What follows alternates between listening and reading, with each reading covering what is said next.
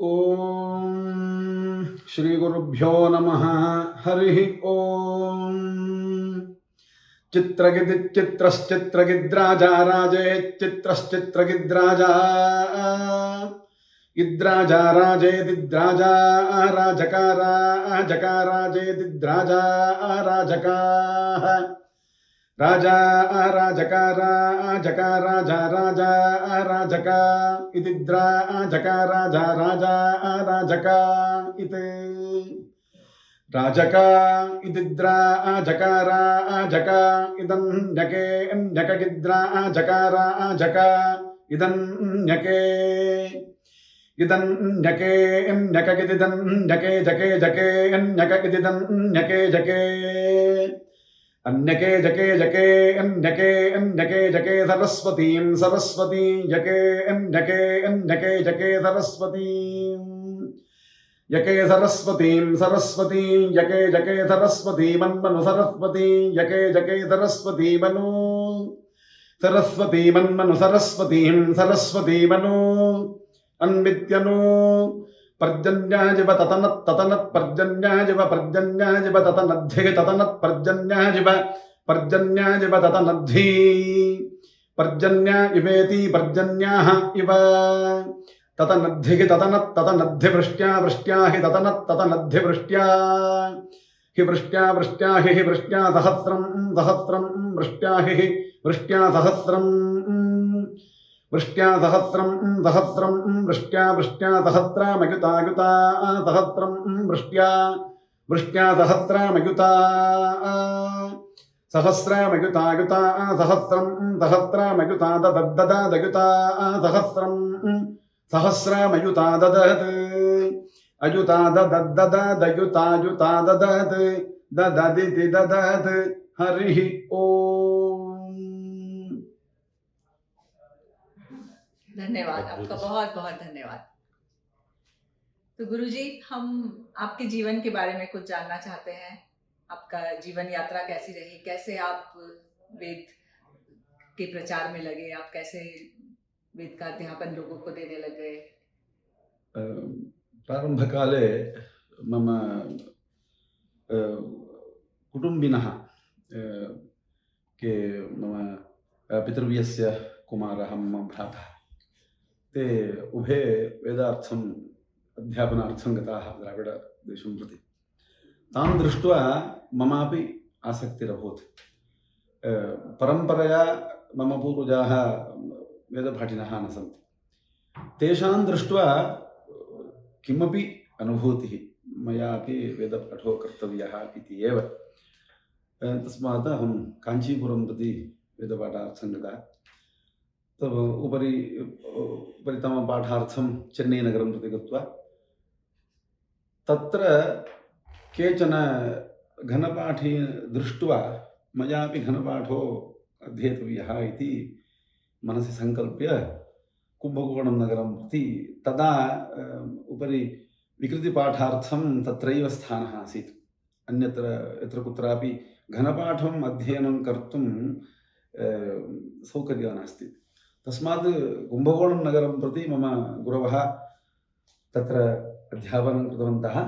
तस्मात् तत्र गत्वा मयापि घनपाठम् अध्ययनं कृतं।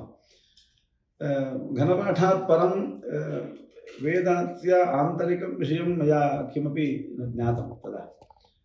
बहिरागत्य पौरोहित्यादि कृत्वा पश्चात् मम आसक्तिः आगता।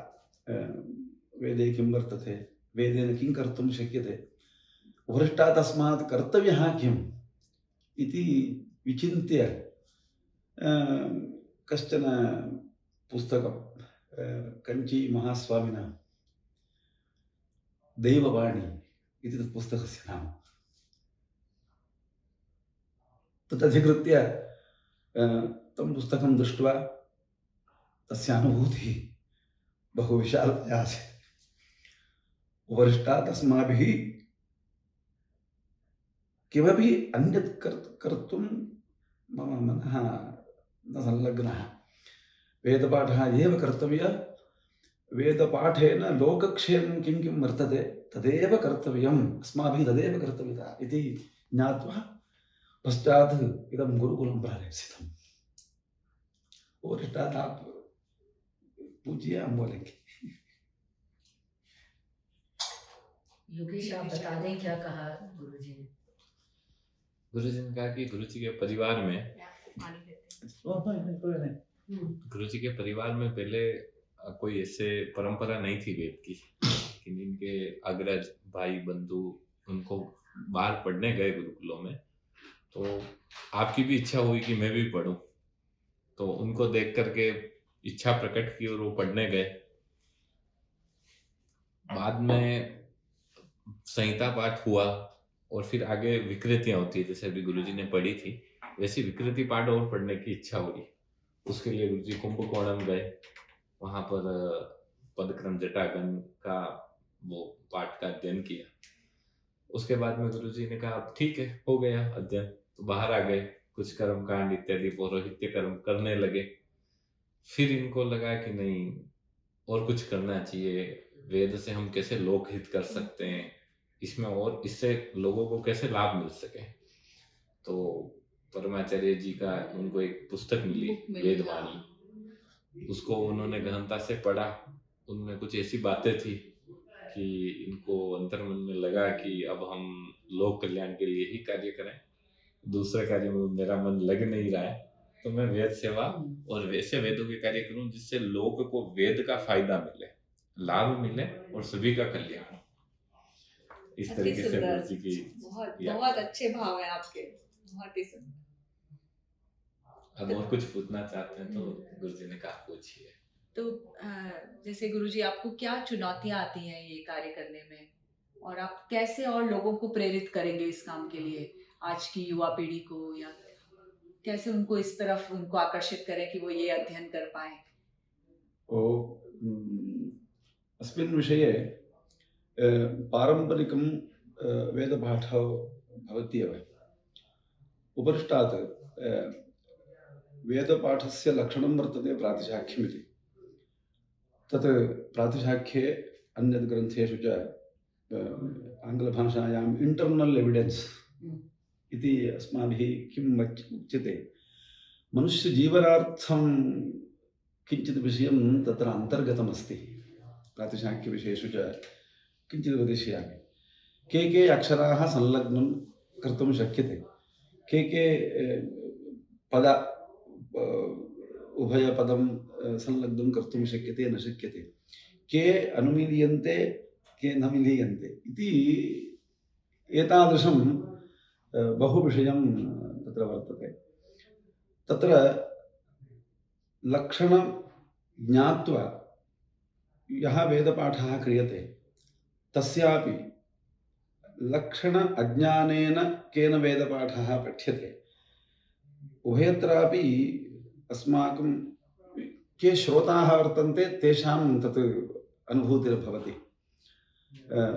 तस्मिन् विषये भवत्या एतादृशसमये युवकयुवतीनां वेदपाठार्थम् आकर्षणं कथं कर्तुं शक्यते इति पृष्टं। तस्मिन् विषये मया सङ्गीतमपि किञ्चित् अधीतं। 20 वर्षपर्यन्तं कर्णाटकशास्त्रीयसङ्गीतम् अधीतं।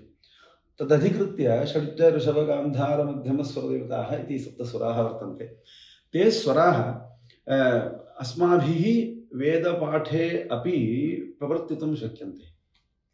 इदानीं सामवेदात् संगीतः शास्त्रः जाता इति सर्वे वदन्ति। कथं जातं तद् केनापि वक्तव्यं वा? तस्मात् उभयाध्ययनमपि अवश्यं। सामवेदोपि अध्येतव्यः, सङ्गीतमपि अध्येतव्यं, न तु चेत् तत् एकीकृत्य वक्तुं न शक्यते।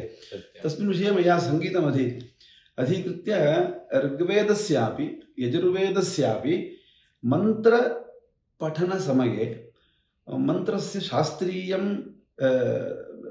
अत्यक्त्वा सङ्गीतं तस्मिन् कथं विद्यते, कथं वक्तुं शक्यते, तत् अन्तर्गतं सङ्गीतं कथमस्ति, एतादृशं विषयम् इदानीं मया किञ्चित् प्रयत्नं प्रभवति।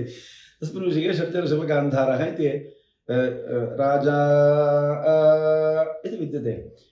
एतादृशं वक्तं चेत् तत् ऋषभे राजा सरी रिसनि इति वर्तते। न्या नि के सा एतादृशं आङ्ग्लभाषायां परफेक्शन् यत्र विद्यते तत् सर्वेपि श्रोतारः तं मन्त्रम् अनुमन्यन्ते अनुभूयन्ते। यदि वेदपाठः एव चेत् तस्मिन् विषये वेदभाषाज्ञानम् आवश्यकं, भाष्यज्ञानम् आवश्यकं। संस्कृतज्ञानं चेत् केऽपि न शृण्वन्ति, कोऽपि किमपि वदति अस्माकं तत्र कार्यं नास्ति इति सर्वे उत्थत्य गच्छन्ति। किञ्चित् सौन्दर्यं तत् पठने अस्ति चेत् एतत् कालस्य युवकयुवत्यः तस्मिन् अन्तर्गताः गन्तुं शक्यते इति मम अभिप्रायः। तस्मिन् विषये किञ्चित् प्रयत्नमपि क्रियते। तेषाम् आकर्षणम् आवश्यकं। यस्मिन् विद्यायाम् अन्यत् लौकिकविद्यायामपि आकर्षणं विद्यते, केनापि रूपेण, धनरूपेण वा सम्मानरूपेण वा आकर्षणं विद्यते। अस्मिन् एतादृशं किमपि न लभ्यते। तद् श्रोतुं प्रथमतया तैः श्रोतव्यं, वेदपाठः वेदपारायणः श्रोतव्यं। तेषु आसक्तिः कथम् आगतं चेत् श्रोतुम् आनन्दः भवति, तस्मात् आसक्तिर्जायते। आसक्तिरागतं चेत् पठितुं किञ्चित् मनः प्रवर्तनं क्रियते। सर्वेपि पठन्ति, पठित्वा अस्मिन् किं विद्यते इति शोधयन्ति। तस्मात् वेदे बहु विज्ञानमस्ति, तस्मात् प्रारम्भे तेषाम् आकर्षणीयम् आवश्यकं। तत्र किञ्चित् सङ्गीतशास्त्रमपि एकीकृत्य सर्वेषाम् अस्माभिः यदि दीयते तस्मात् ते आकर्षणीयाः भवन्ति। सर्वेषामपि गृहे वेदं श्रूयते। सत्यम। श्रुति ने बहुत अच्छी बात कही। गुरुजी का कहना है कि जब तक किसी चीज में आकर्षण नहीं होगा तो कोई उस चीज को क्यों पढ़ेंगे। गुरुजी ने 20 सालों तक संगीत का भी अध्ययन किया, कर्नाटक के शास्त्रीय संगीत का अध्ययन किया। गुरुजी ने ये देखा कि मतलब जो वैदिक लोग होते हैं उनको एक प्रातिशाख्य ग्रंथ होता है, उसमें वेदों के स्वर व्यंजन या उसमें क्या नियम होने चाहिए पठन पाठन के, वो सारे उसमें होते हैं। तो एक तो सर्वप्रथम क्या कि वो ज्ञान नहीं होता है, तो वो होना आवश्यक है जिससे सही तरीके से उच्चारण और सारी प्रक्रिया हो सके। दूसरी बात कि जब लोग को, क्योंकि वर्तमान समय में लोग इसमें आकर्षित नहीं है, तो उसको कैसे किया कैसे लाया जाएगा। तो सर्वविदित है, सभी लोग जानते हैं कि संगीत की जो उत्पत्ति है वो सामवेद से हुई है। तो सामवेद में संगीत कैसे है वो लोगों को थोड़ा बताया जाए, और सामवेद ही नहीं दूसरे जो भी वेद हैं, क्योंकि स्वर तो सभी में है, ऋग हो, यजु हो, साम हो, अथर्व हो, तो उनको कैसे संगीत शास्त्र के साथ जोड़ा जाए और आज की जो वर्तमान युवा पीढ़ी है उसके सामने वो बताया जाए कि देखो इसमें सारे गामा पामा इस तरीके से निकलता है। तो जब वो तो एक माध्यम ये है, माध्यम बनेगा। उनको गुरुजी का कहना है कि चाहे वो किसी भी तरीके से आकर्षित तो हो पढ़ने के लिए, चाहे अपन दक्षिणा देते हैं धन से या सौंदर्य से, एक तरीके से कर्ण का सौंदर्य है वो सुनना, उनको सुनने में आनंद आएगा तब वो आकर्षित होंगे और इसकी तरफ बढ़ेंगे। और गुरुजी इसके लिए प्रयास भी कर रहे हैं, ये बहुत अच्छा कार्य कर रहे हैं गुरुजी, बहुत अच्छा कार्य। प्रथमतया ते आगताः चेत् पाठार्थम् आगताः चेत् अस्माभिः पाठं कर्तुं शक्यते। एक बार वो उसमें विषय प्रवेश कर जाएंगे तो फिर तो आगे से आगे शोध की प्रक्रिया चलती रहेगी। और नहीं आ गया तो वो वेद हमका नहीं है, वो कोई भी ब्राह्मण पढ़ रहा है वो उधर बढ़ेंगे, हमको उसको काम नहीं, ऐसा तो कोई भी नहीं आएगा। सुन रहे हैं क्या, सुन रहे हैं, चलेंगे। अंदर आ गया तो फिर हम कुछ भी कर सकते थे, अपनी तरफ बुलाने का ये पहले आकर्षित तो आगे आगन्तव्यम् आगन्तव्यं तो कोई भी न आगच्छति, ते अनुभूय आगन्तव्यं। बस मेरा अंतिम सवाल है योगेश गुरुजी से कि जो ये योग वेद शिक्षा का जो अपन जो गुरुजी दे रहे हैं शिष्यों को, तो उसका और जो सामान्य शिक्षा जो लौकिक शिक्षा अपने यहाँ चल रही है, उन दोनों में अगर मैं फर्क देखूं तो कौन से जो विद्यार्थी हैं वो ज्यादा अच्छे हैं या जो समाज को ज्यादा दे पा रहे हैं, और इससे क्या अर्जित हो रहा है। वेद शिक्षा देके मैं समाज को क्या दे रही हूँ, इसके बारे में गुरुजी के बहुत क्या? अच्छा प्रश्न है आपका, गुरुजी इस पर जरूर जवाब देंगे। बहुत अच्छा है। विद्या इति नाम उभयार्थगतं मया ज्ञातं। वित् ज्ञाने वित्तम् इति। इदानीं लौकिकविद्यायां भवद्भिः अनुभूतिः एव वर्तते। होप् कस्मिन् अस्ति? किमर्थमपि धनार्थं वा अन्यार्थं वा, कीर्तिः वा यशः वा यशः। धनो वा, एतत् विद्यायाः अन्तिमं वर्तते। वेदविद्यायां ज्ञानमेव अन्तिमं विद्यते। इदानीं प्रारम्भात् अत्र किमपि आशा नास्ति। मया इदं क्रियते, इदमर्थं मया अध्ययनं क्रियते इति नास्ति। वेदविद्या अध्ययने प्रारम्भे एव सर्वं त्यक्तुम् अभ्यासं वर्तते। प्रथमतया वेदपाठार्थं ये विद्यार्थिनः आगच्छन्ति, मातापितॄन् विहाय ते आगच्छन्ति। प्रथमतया मम कुटुम्बः मम नास्ति इति प्रथममेव नास्ति एव। इदं सत्यं नास्ति इत्युक्ते इदं मम प्रयोजनं नास्ति। इदानीं प्रथमतया मातापितृ सम्बन्धिनः सर्वे त्यक्ताः। प्रथमतया अनुष्ठाने आचमनादिकं कुर्वन्ति सर्वे। मम इति न कोऽपि न आचमनं क्रियते। केशवाय स्वाहा, अन्तर्यामी कः वर्तते तस्य दीयते इत्यर्थः। एतादृशः पाठः अधिकृत्य किम् इत्युक्ते तस्य मन्त्रपठनार्थं मन्त्रेण बहिरागमन्तव्य किं वैब्रेशन् इति विद्यते, तस्य सः समर्थः भवति। किञ्चित् आशां कृत्वा मम इदं सम्पादितुं शक्यते, मम एतादृशं भवति इति किमपि आशा न दीयते तत्र। तेन तस्य मन्त्रस्य अर्थः न ज्ञायते। किमपि मंत्रपठनार्थम एलिजिबिलिटी क्या है? मन में कुछ भी विषय में हमका आशा मास्तु, अहं ब्रह्मास्मि इति इदानीं वक्तुं न शक्यते। तस्य अस्माभिः योग्यता कर्तव्या। कथम्? एतादृशं किञ्चित् दूरं गत्वा अस्मिन् किं विद्यते इति शोधयन्ति। तत् शोधयितुम् अस्माकं संसारविषयः बहु दूरमेव वर्तते। लौकिकविद्यायाम् एतादृशं नास्ति।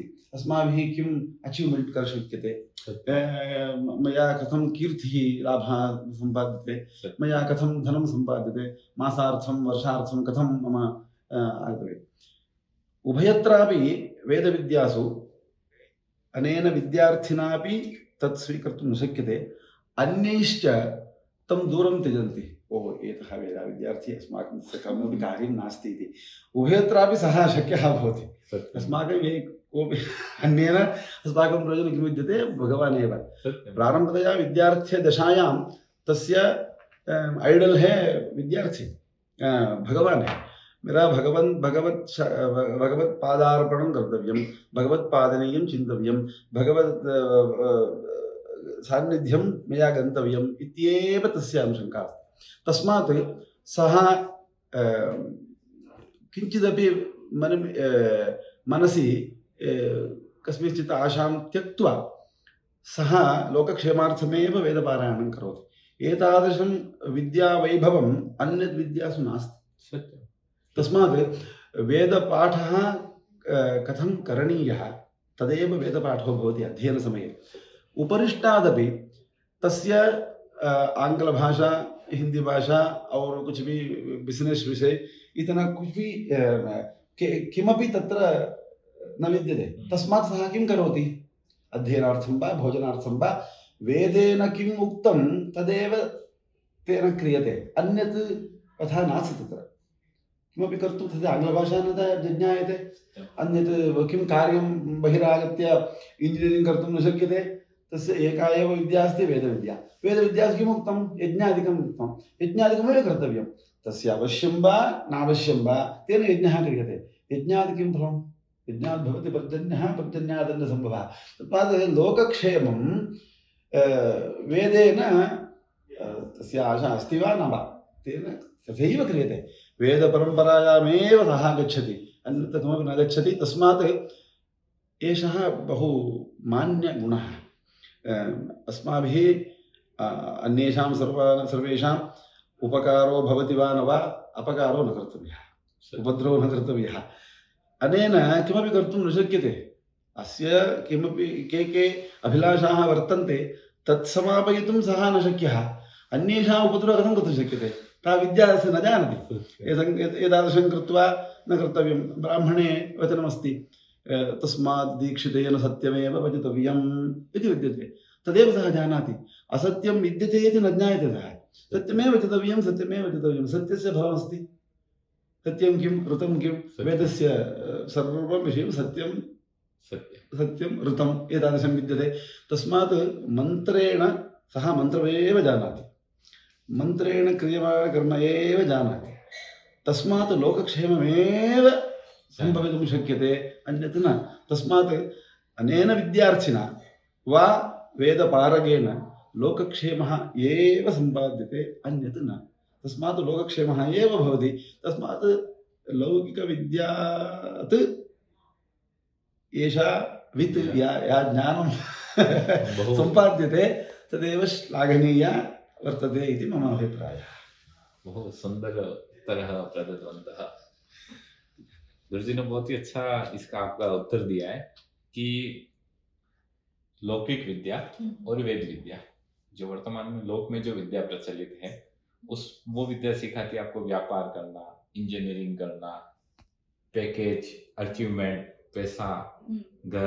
है ना मतलब ऐसी चीजें आपको प्रदान करती है जो केवल स्वयं का कल्याण करती है दूसरों का कल्याण नहीं करती पैसा अगर ये सब वो अपने कल्याण के लिए ही करना चाह रहा है और उसमें वो अचीवमेंट पीछे भागता है ठीक है हालांकि दोनों ही जो विद्यार्थी हैं उनकी योग्यताएं अपने अपनी जगह बहुत अच्छी है ठीक है और इस वजह से जो लौकिक विद्या वाले विद्यार्थी हैं वो वेद विद्यार्थी को कि नहीं इनसे हमें क्या काम है ये इंग्लिश भी नहीं जानता है या ये चीजें नहीं जानता है हमारे कोई इससे कोई लाभ नहीं है ठीक है जबकि जो वेद विद्यार्थी है वो वेद पढ़ता है वो आत्मकल्याण के लिए तो ठीक है पढ़ता ही है लेकिन उसका मूल उद्देश्य आत्मकल्याण ही नहीं है लोक कल्याण है भले ही उसका खुद का कल्याण हो न हो उसको ये पता है कि लोक कल्याण करना है मंत्र पढ़ना है यज्ञ करना है उन्होंने बस यही सीखा मंत्र पढ़े लोक कल्याण के लिए चीजें सीखी ब्राह्मण उपनिषद ग्रंथ जो अपने वेदांग हैं वो जो कहते हैं वो सुना त्रिविध जो ताप होते हैं उनकी शांति का मार्ग दिखलाया बस ठीक है उनको ना अंग्रेजी आती है ना कंप्यूटर आता है भले ही वो नहीं आता है लेकिन गुरुजी का कहना है कि जैसे मान लो उनको कोई चीज पता ही नहीं मान लो ये लौकिक चीजें उनको नहीं पता है तो कोई बात नहीं अब जो पता है ना वो केवल यही पता है कि लोक का कल्याण करना है मतलब उनको एक ही चीज पता है कि लोक का कल्याण करना है तो दूसरी चीजों से वो बिल्कुल अनभिज्ञ है उनको ये लगता है कि और क्योंकि उन्होंने वही पढ़ा है सत्यम वद धर्मम चर इस तरीके से तो अब झूठ क्या होता है उसके बारे में वो कुछ भी नहीं जानते अधर्म क्या होता है वो जानते ही नहीं है तो जो जानते हैं वही करेंगे तो वो जो वेद विहित जो कर्म है जो आचरण है वही करेंगे उसके अलावा कुछ भी नहीं करेंगे तो ऐसा अंतर प्रतिपादित किया बड़ा अच्छा लगा बड़ा अच्छा सुंदर जवाब दिया गुरु जी ने बहुत बहुत धन्यवाद।